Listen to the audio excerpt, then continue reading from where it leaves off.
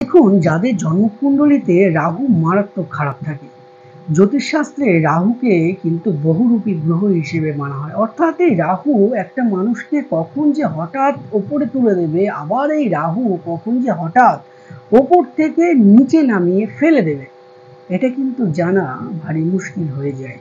তো এই বহুরূপী গ্রহ রাহু থেকে বাঁচতে প্রতিটা মুহূর্তে আমাদের একটা টোটকা অতি অবশ্যই ফলো করা দরকার। সেটি হচ্ছে নিজের শরীরে অন্তত এক টুকরো রূপো আপনি ধারণ করে থাকুন। সেটা রূপোর হার হতে পারে, সেটা রূপোর আংটি হতে পারে। এতে করে রাহুর অশুভ প্রকোপ থেকে আপনি কিন্তু অচিরেই বেরিয়ে আসতে পারবেন। দেখুন, রাহু যদি ডিস্টার্ব থাকে, কর্মক্ষেত্রেও সমস্যা আসে, আর্নিংয়ের জায়গাতেও সমস্যা আসে এবং খরচের প্রবণতাও কিন্তু বাড়তে থাকে, গুপ্ত শত্রুতা কিন্তু বেড়ে যায়। তো এই জায়গাগুলো থেকে বেরিয়ে আসতে অতি অবশ্যই একটি রূপোর টুকরো আপনার কাছে রাখতে পারেন বা রূপোর হার বা আংটি ব্যবহার করে দেখুন, অতি অবশ্যই ভালো থাকবেন।